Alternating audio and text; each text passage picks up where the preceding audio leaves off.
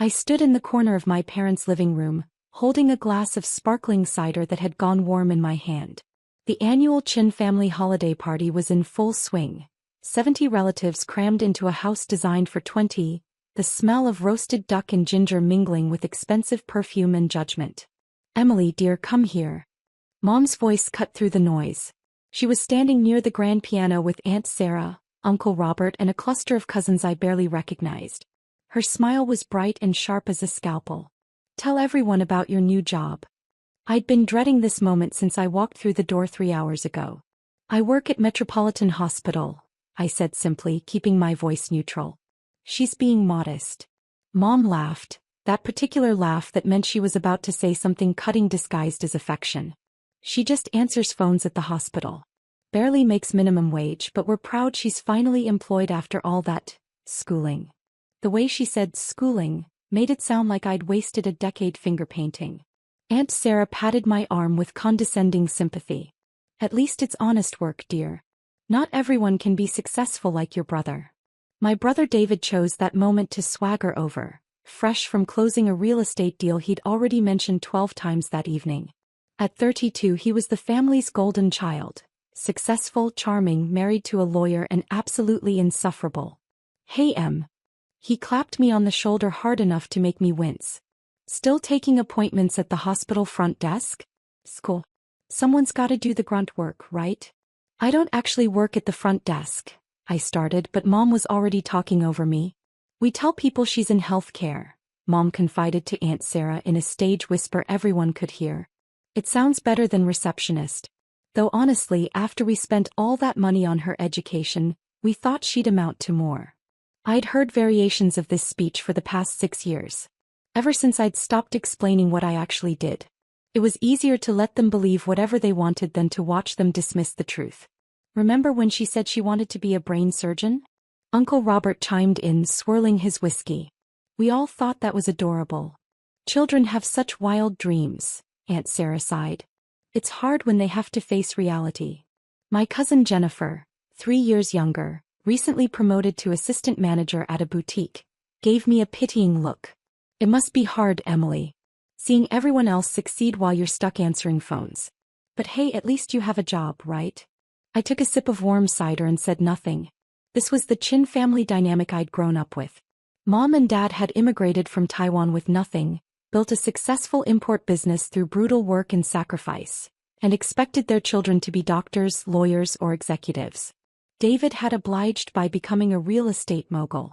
I had disappointed them, or so they thought. "How much do hospital receptionists make anyway?"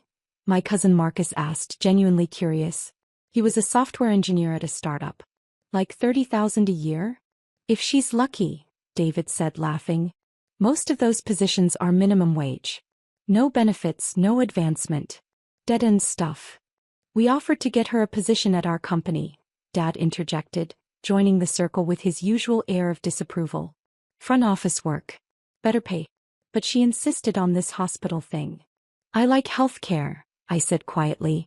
"Answering phones isn't healthcare, sweetie," Mom corrected. "That's administrative work. There's a difference." The pager in my purse vibrated. I ignored it. It was probably just another routine consult that one of my residents could handle. "The worst part," Mom continued, warming to her favorite topic, "is that we paid for all that fancy education. 7 years of university. And for what? So she could schedule appointments." 8 years, I corrected automatically. "And a fellowship." Mom waved her hand dismissively. Whatever it was expensive and apparently useless. "Maybe she wasn't smart enough for real medical work," Jennifer suggested, trying to sound sympathetic and failing. "Not everyone has the aptitude. At least she found something she can handle." My pager vibrated again. More insistent this time. "I mean, we love you, Em," David said in that way that meant the opposite was coming next. "But you gotta admit, working a desk job at 31 is kind of embarrassing. Most people have careers by now." "She's always been the practical one," Aunt Sarah said. "Not brilliant like David, but steady. That's important too." The pager wouldn't stop vibrating. I pulled it out discreetly and glanced at the screen. Code black. Presidential trauma. Chief of Neurosurgery required immediately. Cerebral aneurysm rupture. No other surgeons qualified. My blood went cold. Code Black was reserved for national security level medical emergencies. Presidential meant exactly what it sounded like. And cerebral aneurysm rupture meant someone very important was dying, and I had approximately 20 minutes to get to the hospital before brain damage became irreversible. Emily, are you even listening? Mom's voice was sharp with irritation. We're talking about your future. The least you could do is pay attention. I need to make a call, I said, already pulling out my phone. See? This is exactly what we mean, David said to the group. No focus. No ambition. Just coasting through life taking phone calls. I stepped away from the circle and dialed the direct line to the OR. Chin, I said the moment someone picked up. Status update. Now. Chief. The voice was Dr. Patel, one of my senior residents. He sounded terrified. We have POTUS's chief of staff incoming with a ruptured cerebral aneurysm. Happened at the state dinner downtown. Secret Service is bringing him in now. 7 minutes. Dr. Morrison tried to scrub in, but he's not cleared for this level of. I'm 20 minutes out, I interrupted, my mind already running through the procedure. Cerebral aneurysm rupture. High-profile patient. Massive political pressure. This was a surgery only 3 people in the country were qualified to perform, and I was the only one in this city. Prep or 1. Get neurology standing by. I want a full CT scan the second he arrives. Have anesthesia ready for immediate intubation. And get Dr. Martinez, she's cleared for presidential-level procedures. Yes, Chief. The Secret Service is asking for you specifically. Tell them I'm en route. And Patel? Nobody touches him until I get there. Nobody. I ended the call and turned back to my family. They were all staring at me with varying degrees of confusion. What was that about? Mom asked suspiciously. I have to go to the hospital, I said, already calculating drive time. 15 minutes if traffic was clear. 17 if I hit lights. Too long either way. See? This is what I mean, Mom said to Aunt Sarah. They call her in for overtime on Christmas Eve because she's just a receptionist. They don't respect her time. That's terrible, Jennifer agreed. You should stand up for yourself, Emily. Someone probably called in sick and they need her to cover the phones, David suggested. Typical entry-level stuff. My phone rang. The caller ID showed Metropolitan Hospital Executive Director. I answered. Dr. Chin. Emily, thank God. Director Harrison's voice was tight with stress. I know you're at a family event, but we have a situation. I'm sure your team briefed you.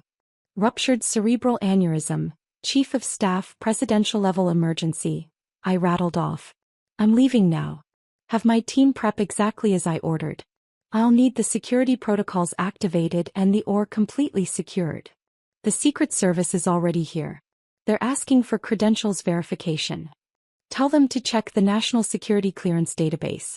I'm cleared for Level 5 presidential medical procedures. And Harrison, get the media blackout in place. Nothing about this leaks until I say so. Already done. We're calling it a routine VIP admission. Good. I'll be there in 14 minutes. I hung up and looked at my family. They were all frozen, staring at me like I'd started speaking Martian. Emily, Mom said slowly, who were you just talking to? I really do have to go, I said, grabbing my coat. There's an emergency at the hospital. What kind of emergency? Dad demanded. What could a receptionist possibly? My phone rang again. This time it was a number I recognized from the East Wing. I answered. Dr. Chin speaking. Chief Chin, this is Special Agent Morrison with the Secret Service. The voice was clipped and professional. We have a code black situation with a cabinet-level official. We need confirmation that you're en route and will be performing the procedure. Confirmed. I'm leaving my current location now. ETA Metropolitan Hospital is 13 minutes. The patient is not to be moved before I arrive, and I want a full security sweep of or 1 completed before I scrub in. Understood, Chief. We'll have an escort waiting at the hospital entrance. Your security clearance has been verified. Thank you, Agent Morrison. I ended the call and found my entire family staring at me in complete silence. Even David's mouth was hanging slightly open. Emily, Aunt Sarah said carefully, why did that person call you Chief? I have to go, I repeated, pulling on my coat. Someone's life depends on it. Wait. Mom's voice had lost its condescending edge. What do you actually do at that hospital? I paused at the door, considering my answer. For 6 years I'd let them believe whatever they wanted. I'd stopped correcting them when they called me a receptionist. I'd stopped explaining my research, my surgeries, my position. It had seemed easier than watching them dismiss everything I'd accomplished. But right now someone was dying. And I didn't have time for this conversation. Exactly what you think, I said. I work at the hospital. But that person called you chief, Jennifer said, confused. Chief of what? My pager went off again. Patient arriving. 2 minutes. CT scan shows massive hemorrhage. Critical status. I really have to go, I said and walked out the door. Behind me I heard David say, that was weird, right? Why would the Secret Service call a receptionist? I was already running to my car. The drive to Metropolitan Hospital took 11 minutes. I broke several traffic laws getting there, but the Secret Service had cleared the route and I had emergency authorization. My phone rang 3 more times during the drive. Dr. Martinez confirming she was scrubbed and ready, Director Harrison updating me on the patient's deteriorating condition, and my department administrator asking if I needed anything. I pulled into the executive parking area where a Secret Service agent was waiting. He verified my identity, checked my credentials against a tablet, and escorted me through a side entrance that bypassed the main hospital entirely. The secure elevator took us directly to the surgical floor. The patient is critical, Dr. Chin, Agent Morrison said as we walked rapidly through the corridors. We understand you're the only surgeon in the region with the clearance and expertise to perform this procedure. I'm aware, I said, my mind already in surgery mode. Everything else, my family, their comments, their assumptions, had vanished the moment I got in the car. Right now there was only the procedure, the patient, and the clock ticking down. We reached the surgical prep area. Dr. Martinez was already there, gowned and gloved. Chief, she said, relief flooding her face. Patient is in CT now. Scan shows a ruptured anterior communicating artery aneurysm with significant subarachnoid hemorrhage. Blood pressure is dropping. We've got him intubated and sedated, but he's circling. Time since rupture? Approximately 37 minutes. I cursed silently. That was pushing the edge of the window. Every minute that passed meant more brain damage, more risk of catastrophic stroke. Prep him for immediate craniotomy, I ordered, scrubbing in. I want propofol for anesthesia maintenance and get the neurophysiology monitoring set up. If there's any change in brain activity during the procedure, I need to know immediately. Yes, Chief. The scrub nurse helped me into my surgical gown while I continued rattling off instructions. This was the part one loved. The absolute clarity of emergency medicine. No ambiguity. No politics. Just skill, knowledge, and the steady rhythm of surgical precision. CT images are up, Dr. Patel called from the monitoring station. I studied the scans while finishing my scrub. The aneurysm had ruptured catastrophically, bleeding into the subarachnoid space. The blood was putting pressure on critical brain structures. If I didn't relieve that pressure and clip the aneurysm in the next hour, the patient would suffer irreversible brain damage or death. Or, one is ready, the surgical coordinator announced. Let's move. I walked into the operating room where my team was assembled.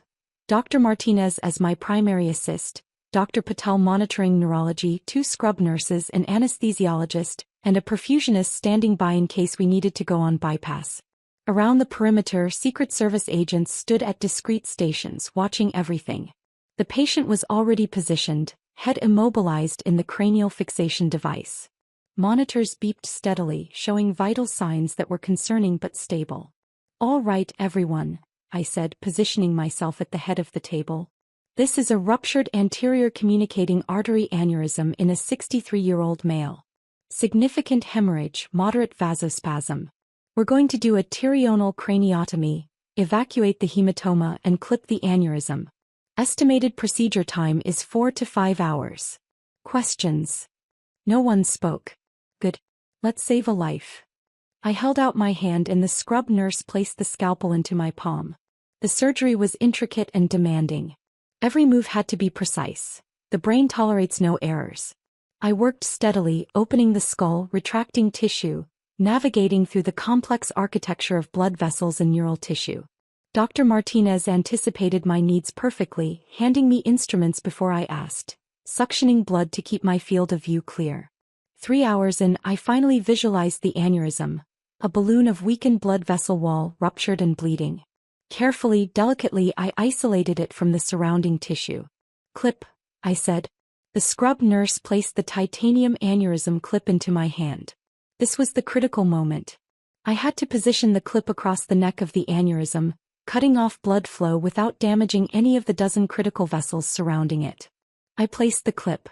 Checked the position. Adjusted slightly. Checked again. "Clip is secure," I announced. "Blood flow to the aneurysm is stopped. Dr. Patel, neurology readings. All normal, Chief. No changes in brain activity." "Excellent. Let's evacuate the remaining hematoma and close." Another 90 minutes of meticulous work. Finally, I stepped back from the table. "That's it," I said. "Close him up, get him to neuro ICU and monitor him continuously for the next 48 hours. I want updates every 2 hours." "Yes, Chief," Dr. Martinez said. "Brilliant work as always." I stripped off my gloves and gown, suddenly aware of how exhausted I was. 5.5 hours of surgery, the emotional toll of the emergency, and before that 3 hours of my family's condescension. I stepped out of the OR and found Director Harrison waiting with a man in an expensive suit who could only be a high-ranking government official. "Dr. Chin," Harrison said, "this is Deputy Chief of Staff Richardson." "Mr. Richardson," I said, shaking his hand. "Your colleague came through surgery successfully. We'll know more in the next 48 hours, but I'm cautiously optimistic." "Dr. Chin, the President wanted me to thank you personally," Richardson said. "We understand you left a family event to perform this surgery. Your skill and dedication are appreciated at the highest levels." "Just doing my job, sir. The nation is fortunate to have surgeons of your caliber," he continued. "Your record speaks for itself. Chief of Neurosurgery at 31, youngest in the hospital's history. Over 300 successful brain surgeries. Published research in 7 major medical journals. The President specifically requested you when we learned about the aneurysm rupture." I nodded tiredly. "I appreciate that. Now if you'll excuse me, I need to check on my patient." It was nearly 3 in the morning when I finally left the hospital. The Chief of Staff was stable, showing positive neurological signs. Barring complications, he would make a full recovery. I drove back to my apartment, too exhausted to feel anything except the bone-deep weariness that comes after high-stakes surgery. My phone had been buzzing intermittently all night, texts and calls from my family that I'd ignored. I was about to silence it completely when I saw the number. Dad's cell phone. And then Mom's. And then David's. And then Aunt Sarah's. 43 missed calls. 67 text messages. Curious despite myself, I opened the messages. Emily, call me immediately." Why is the news saying Dr. Emily Chin, Chief of Neurosurgery, saved a government official? That can't be you. David, what the hell? Your name is all over the news. Jennifer, OMG, Emily, is that really you? CNN is calling you one of the country's top brain surgeons. Aunt Sarah, Emily dear, I think there's been a mistake. The news is saying you're a doctor? Dad, Emily, call your mother. No. I scrolled through the messages with a growing sense of unreality. Turned on my TV. And there it was. My face on CNN, a photograph from last year's American College of Surgeons conference. Dr. Emily Chin, Chief of Neurosurgery at Metropolitan Hospital, successfully performed emergency surgery on a senior government official tonight. Dr. Chin, only 31 years old, is considered one of the nation's leading neurosurgeons, specializing in cerebrovascular procedures. She completed her medical degree at Johns Hopkins, her residency at Massachusetts General Hospital, and a fellowship in neurosurgery at Stanford Medical Center. I turned off the TV. My phone rang. I answered. Emily. Her voice was strange, shaky, confused, nothing like her usual confidence. Emily, the news is saying you're a brain surgeon. That you're the chief of surgery at the hospital. Neurosurgery, I corrected. And yes, I am. Silence. But you said you worked at the hospital. I do work at the hospital.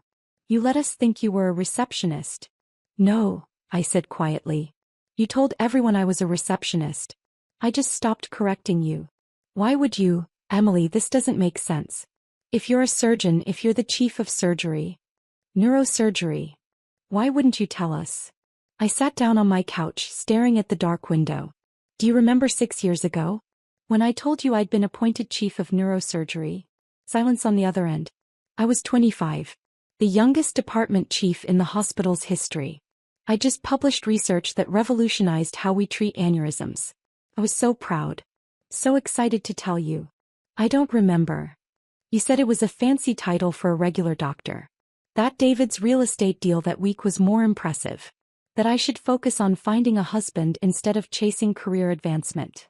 I heard her sharp intake of breath. After that, I stopped trying to explain. I continued. Every time I mentioned a surgery, you changed the subject. Every time I talked about my research, you made a comment about how I was wasting my time. So eventually I just let you believe whatever you wanted. It was easier. Emily, we didn't mean. You asked how much hospital receptionists make. I said. I make $470,000 a year plus research stipends. I own a condo downtown. I paid off my medical school loans 3 years ago. I have a successful career. I save lives. And none of that mattered to you because it didn't fit the narrative you'd already decided about me. We're your family, Mom said, and now her voice was definitely shaking. We love you. We just didn't understand. You didn't want to understand, I corrected gently. You wanted me to be disappointed and struggling so David could be the successful one. You needed me to be the family failure. That's not, Emily, that's not fair. Maybe not, I agreed. But it's true. And I'm too tired to argue about it right now. I just spent 5.5 hours performing brain surgery on a man who would have died without my expertise. I'm going to sleep. We can talk about this later. Emily, wait. I hung up. My phone immediately started ringing again. I turned it off. The next morning, I woke to find my apartment building surrounded by news vans. Apparently, saving the chief of staff's life during a Christmas Eve emergency had made me a minor celebrity. I ignored all interview requests, made coffee, and prepared to go back to the hospital to check on my patient. My building's doorman buzzed up. Dr. Chin, you have visitors in the lobby. Tell the press I'm not giving interviews. It's not the press, ma'am. Well, it's quite a lot of people. They say they're your family. I closed my eyes. Of course they were. Send them up. 5 minutes later, my entire family crowded into my living room. Mom, Dad, David and his wife Jennifer, Marcus, Aunt Sarah, Uncle Robert, and at least a dozen cousins I'd barely spoken to in years. They stood awkwardly in my entryway, taking in my condo. The modern furniture, the original artwork, the wall of medical textbooks and journals, the framed commendations from the American College of Surgeons, Johns Hopkins and Massachusetts General. Emily, Mom started. Before anyone says anything, I interrupted, I want to make something clear. I didn't tell you about my career because you made it obvious you didn't want to hear about it. Every time I tried, you dismissed it. So I stopped trying. We didn't know, Jennifer said weakly. You didn't ask, I countered. For 6 years, none of you asked what I actually did at the hospital. You just assumed. David ran a hand through his hair. I'm sorry. I'm really sorry. The things I said last night were unkind but honest, I finished. You all believed I was a failure because it was easier than recognizing my success. We're proud of you, Dad said gruffly. Are you? I asked. Because yesterday you were embarrassed by me. You told 70 relatives that I barely make minimum wage. You said my education was wasted. You said I wasn't smart enough for real medical work. Aunt Sarah had the grace to look ashamed. Emily, dear, we didn't understand. You didn't try to understand, I said. And that's the problem. Mom stepped forward. Emily, you're right. We're sorry. We should have listened to you. We should have asked. We should have. She paused and I saw tears in her eyes. We should have been better parents. The room fell silent. I don't need you to be proud of me now that you know the truth, I said quietly. I needed you to be proud of me when you thought I was a receptionist. I needed you to respect me regardless of my job title. But you couldn't do that.